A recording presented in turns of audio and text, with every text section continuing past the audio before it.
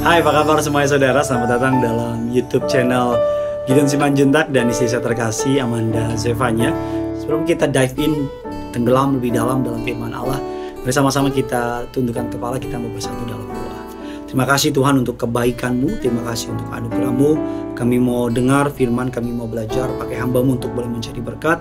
Urapi dia Tuhan, lidah bibir perkataannya penuh kuasa, penuh kemuliaan Tuhan. Di dalam nama Tuhan Yesus kami berdoa dan mengucap syukur. Amin. The power of love, kuasa dari cinta, kuasa dari kasih. Cinta yang kita bahas bukan cinta pacarmu yang beliin kau martabak dan bilang aku sangat mengasihimu, ini buktinya. Karena martabak adalah buktinya. Cinta yang kita bahas bukan cinta yang kalau memang sayang kasih dong, itu cinta yang memuaskan diri sendiri. Tapi cinta yang kita bahas adalah cinta dari Sang Penjunan Agung kita, Tuhan kita, Allah kita yang luar biasa. Kuasa dari kasih itu adalah kasih itu melihat cara Yesus memperlakukan orang-orang di sekitarnya. Saya teringat omongan seorang yang saya hormati, gembala sidang kita, gembala sidang saya lebih tepatnya, Pendeta Pariaji mendiang. Beliau pernah ngomong gini, kalau ingin tahu orang bagaimana, lihat cara dia memperlakukan orang-orang di sekitarnya. Lihat cara dia memperlakukan supirnya, pegawainya, bawahannya, atau bahkan mohon maaf ART-nya. Karena itu hal tersebut saya pegang dalam hidup saya. Karena biasanya kita baik sama orang yang di atas kita. Kita baik sama orang-orang di sekitar kita karena kita nggak pengen ketahuan aja buruknya.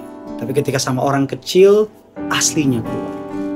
Saudara, atas anugerah Allah, saudara boleh cek sama orang yang kerja di rumah saya, sama orang yang ikut sama saya atau siapapun, saudara bisa cek. Saya bukan orang yang sempurna, tapi saya berusaha memperlakukan mereka dengan kasih yang saya terima dari Tuhan.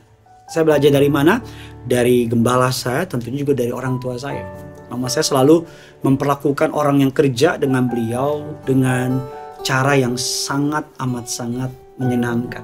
Bahkan tukang sampah di sekitar rumah saya, tiap kali ambil sampah selalu dia dikasih makan, dikasih minum, dikasih kopi, dan gak lupa diucapin terima kasih. Setiap kali ada hari raya mereka, mama saya akan menyiapkan bungkusan untuk dia, istrinya, dan anaknya. Gak heran beberapa waktu kemudian terjadi yang namanya mogok para petugas sampah di DKI Jakarta, tempat tinggal kami. Dan di daerah rumah kami sampah itu gak diangkat, tapi hanya rumah kami yang diangkat. Dan puji Tuhannya, ketika ditanya kok angkat kita doang sih yang gak diangkat. Oh iya Bu, karena yang lain cuman baik kalau ada maunya. Mereka kasih duit sama tukang sampah, saudara, mereka baikin, ayo dong saya bayar sekian.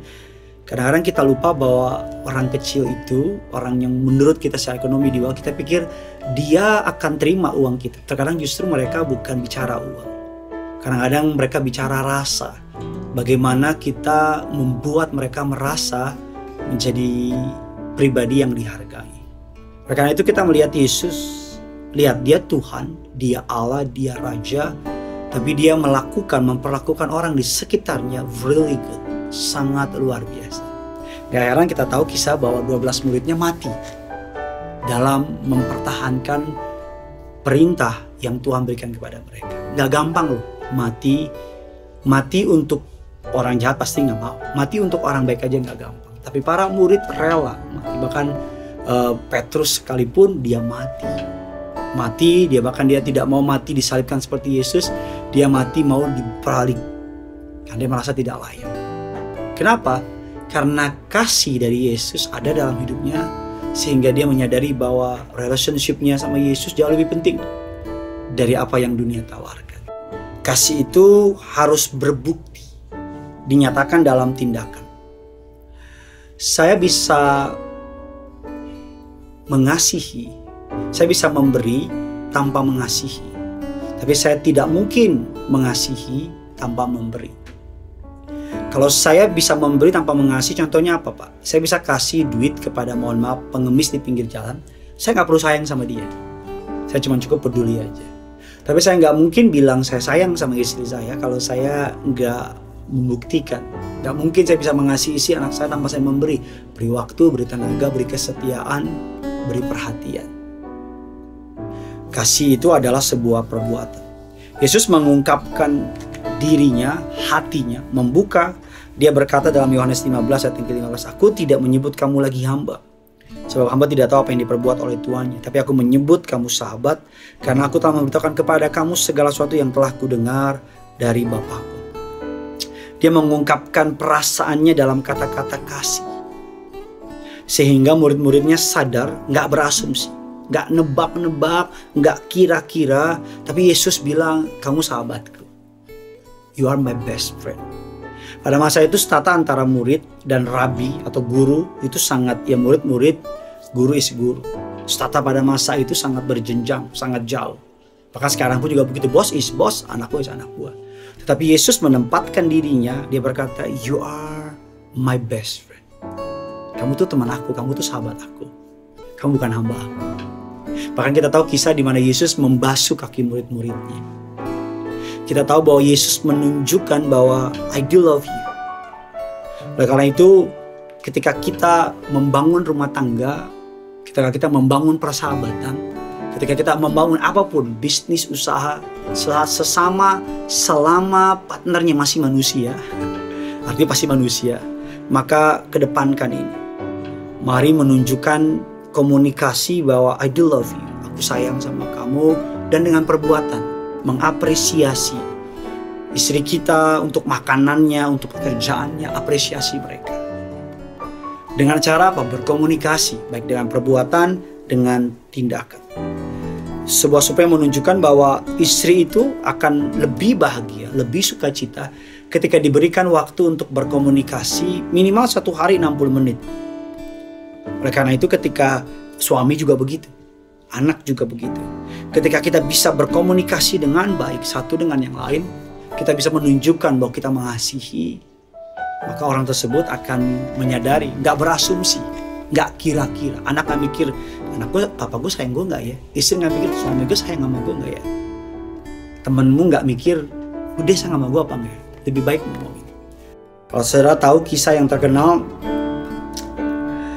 ada Shah Jahan, namanya Shah Jahan. Dia melakukan sebuah tindakan yang luar biasa terhadap istrinya, namanya Mumtaz Mahal, dengan mendirikan sebuah bangunan yang terkenal, Taj Mahal, di Agra, India. Dia membangun sebuah gedung atau bangunan yang luar biasa. Tapi setelah istrinya sudah meninggal. Berbeda dengan Henry Pellet yang menguatkan kasih bagi istrinya Mary Pellet selagi masih hidup, dengan membangun sebuah istana megah di Casa Loma di Toronto, Kanada. Yang satu membangun bangunan yang menjadi 7 keajaiban dunia setelah istrinya meninggal. Yang satu membangun sebuah bangunan yang megah selagi istrinya ada. That's why saya berusaha untuk sayangin terus mama papa saya. Can I know for sure mereka akan beranjak makin going older, makin tua. Kalau saya ajak makan steak juga giginya mungkin udah susah. Saya ajak makan ke mall juga, dia udah capek kaki mama, capek kaki papa. Mari sayangi orang-orang di sekitar saudara. That's the power of love. Itu kasih yang benar. Bukan meminta, tapi memberi. Bukan apa untungnya buat gua, tapi bagaimana saya bisa menjadi berkat buat orang lain. Terus bagaimana kesan saudara tentang firman pada hari ini?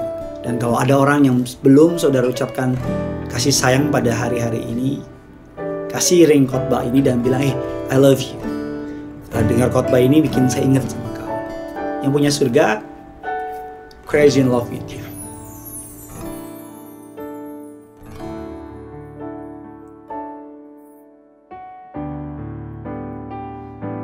Saat indah ku berhadapan denganmu, memandang wajahmu, Yesus kekasih jiwaku.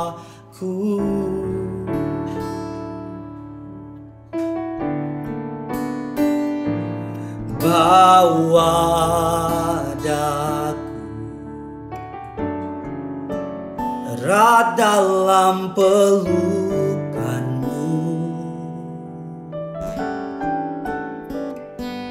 menikmati kasih dan indahnya hadirat-Mu.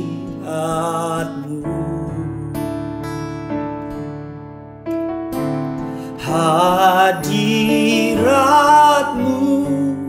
Tuhan, ku rasakan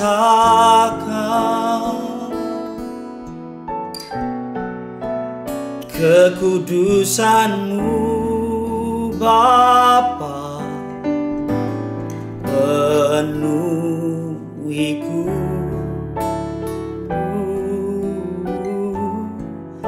Ku rindu selalu diam dalam bait-Mu,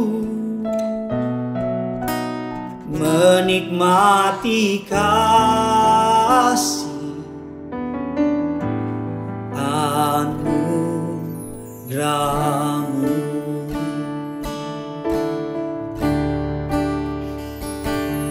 Saat ini ku berhadapan dengan-Mu, memandang wajah-Mu, Yesus kekasih jiwaku. Bawa daku Tuhan, bawa daku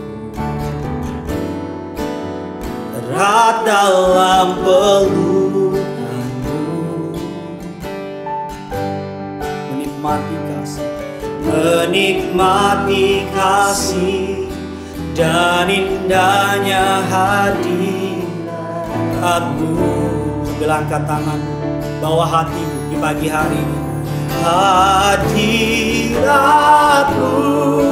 Tuhan, ku rasakan kekudusan-Mu Bapa, kekudusan-Mu Bapa, penuhiku.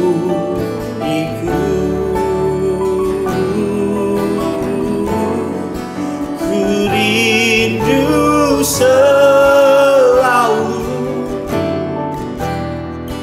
diam dalam bait-Mu, menikmati kasih, menikmati kasih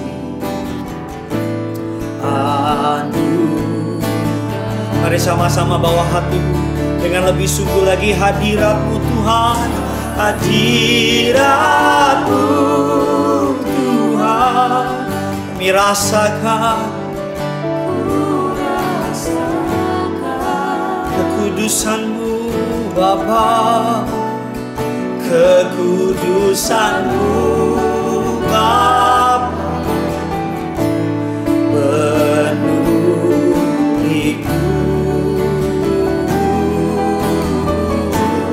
Ku rindu selalu diam dalam bait-Mu, menikmati kasih anugerah-Mu, menikmati kasih, menikmati kasih anugerah-Mu, anugerah-Mu,